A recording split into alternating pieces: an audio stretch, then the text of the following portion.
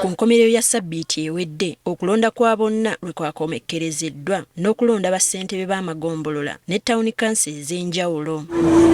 Bangi ku beesimbyewo mu kulonda okuwedde naddala mu Wakiso ebyalangirirwa mu kulonda baabiwakanya nga bagamba abaalangirirwa si be baawangula. Olwaleero abamu ku baali bavuganya ku bifo eby'enjawulo mu ttawuni kanso y'e Kyengera nabo beegasse okuwakanya ebyo ebyalangirirwa akakiiko k'ebyokulonda. Ku bano kubaddeko bannaNUP, NRM abeesimbawo ku Bwannamunigina nga kw'otadde n'ab'ebibiina ebirala. Bonna nga bakulembeddwamu eyali akwatidde NUP bendera ku kifo kya mmeeya wa Kyengera Town Council Margaret Nakitende bategeezezza nga bwe baawangula kumpi buli kifo awaali walonderwa wabula kyabeewuunyisa ate okulangirira abantu abalala. Nakwata ekifo ekisooka n'obululu bwaffe 8,127 nezirirwa munnange ono ali Edris Ssenyonjo naye yafuna obululu 3,192. Museveni yaleeta okulonda n'emirembe mu ggwanga tube nga abantu beesalirawo ani gwe babeera baagadde okubakulembera. So eno enkola y'abapolitical magwayazi mu by'obufuzi tuyinza obutagikkiriza, kiba kitutwala ku kkubo ddala nnyo. Twetaaga bannakyengera bakulemberwa omuntu gwe basazeewo nti aba abakulembera. Kitalo nnyo Uganda yaffe eswadde.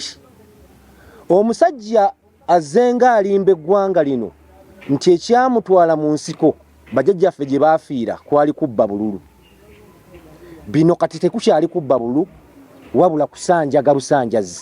Okusinziira ku kakiiko k'ebyokulonda, ekifo kya mmeeya wa Kyengera Town Council kyawangulwa Joseph Ssemugera eyeesimbawo ku Bwannamunigina n'obululu obusukka mu 40,000 n'amegga banne 7 bwe baali bavuganya ku kifo kino. Bano balumiriza ng'obululu ono obwamuweebwa ate bwe bwasinga abalonzi abaali mu kitundu kino. Obululu bwe baamuwadde bwesisiwaza kubanga abalonzi ba Kyengera Town Council in total bafunye balonze 1,418 ne munawo muwanguzi gwe bawadde bamuwadde 4,800. Naffe twebuuza nti olwaleero bwe kibeera nga abalonzi abo tebaalabiseko ye yabajjeewa. Agira atyo okulaba nga Robito kutafuna 4,000 egy'obululu nga ffe ebyange byenina kugundiza edira fomu zange bifaanagana n'ebya Nakitende bifaanagana n'ebya Gonzaga. Lwaki ebya Bitokote byanjawulo? Awo wali ekibuuzo. Waffe tugenda mu kkooti kyekyamazima tulabe tubuulize ne ku bantu abalonda Bitokote baamulabako omu yafunanga 0, 1, 2 obululu emitwalo bwavuddewa. Buno bubbi bwennyini zonna gwe baalangirire talina gye yansinga, talina we yaweza bululu 10 nga bwe ziri wano. Ewasooka box esooka yafunawo 7, eddako yafunawo 5, eddako n'afunawo 6, ewaddako 8, talinawo neegi zonna empapula nziyina wano nga bwe bazituwa abakulu. Ku kyalo kimu kwe tusula ate ono neiba wange asula Nammanju ne balangirira omuntu eyakutte ekyokuna ne balekawo nze. Mu byalangirirwa akakiiko k'ebyokulonda ku bakansala 47 abali mu Town Council eno NUP erinako 8 bokka. Bano bagamba ekyakolebwa kyagendereddwamu kusaanyawo kibiina ki NUP mu ggwanga. It is very surprising okubeera nti ba members ba National Unity Platform ba councillors babadde ku Kyengera Town Council babadde 47 twafunyeeko 8 gwokka.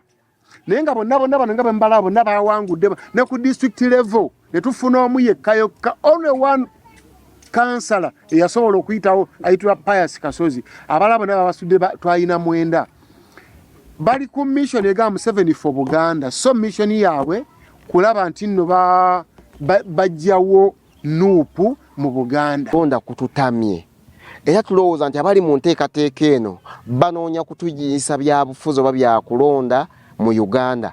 Tosobola kulangirira muntu yabadde waako na real ddala ng'oli wasoma omulimu gwo ogwagala oyagala Uganda. Sabo bategeeza bannakyengera ono gwe bawadde obuwanguzi nga teyabututte tagenda kulayira.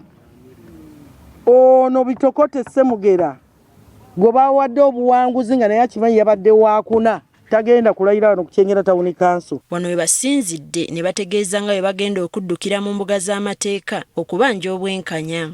Abawanguzi bonna abali wano nga banyagiddwako obuwanguzi bwabwe, akaseera kano tutandise okubanja akalulu kaffe ke twawangudde.